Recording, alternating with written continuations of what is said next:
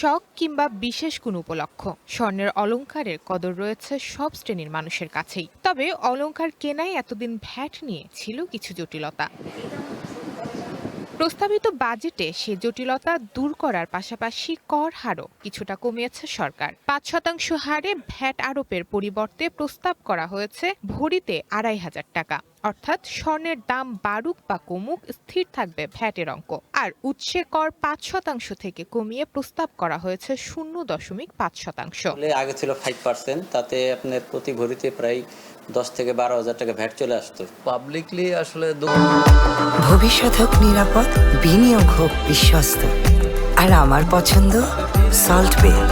Welcome to salt বে। দোকানদারের কোনো তো এটা লাভ লসের ব্যাপার না, ব্যাপারটা তো আসলে কাস্টমারের। এখন ২.৫% করাতে কাস্টমার আমরা আশা করতেছি যে ভালো পাবো। বর্তমানে ১৮, ২১, ২২ ক্যারেট বা সনাতন পদ্ধতির স্বর্ণের দামে রয়েছে বিস্তর ফারাক। সবচেয়ে দামি ২৪ ক্যারেট স্বর্ণের ক্ষেত্রেও একই নিয়ম প্রযোজ্য হবে। এক অঙ্কের ভ্যাট আরোপের ফলে এ খাতে সরকারের রাজস্ব কমে যাওয়ার ঝুঁকি দেখছেন অর্থনীতিবিদরা। এই সনাতন পদ্ধতির স্বর্ণ এবং বিভিন্ন যে ক্যারেটের স্বর্ণ, এগুলোর ক্ষেত্রে যে ভ্যাট, সেটি ২৫০০ টাকা ধার্য করা হয়েছে। আমি মনে করি সেটা সামাজিক ন্যায় বিচারের যে কনসেপ্ট রয়েছে এই কর আরোপের ক্ষেত্রে সের পরিপন্থী।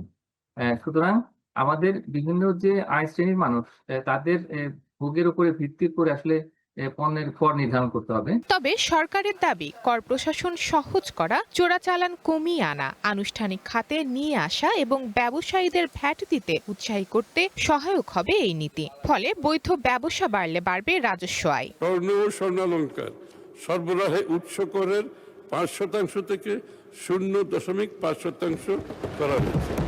আমরা আশা করছি যে ডার্ক মার্কেটে সোনার ব্যবসা চলে, সেখান থেকে আমরা বেরিয়ে আসতে পারবো। সংশ্লিষ্টরা বলছেন, এই নীতিকে সরকার পরীক্ষামূলকভাবে দেখতে পারে। তবে নিবিড়ভাবে পর্যবেক্ষণ করার মাধ্যমে এর সুফল তুলে আনতে না পারলে এই খাতে রাজস্ব আয় তলানিতে পৌঁছানোর ঝুঁকি রয়েছে। স্বপ্না স্মৃতি, ওয়ান নিউজ, ঢাকা।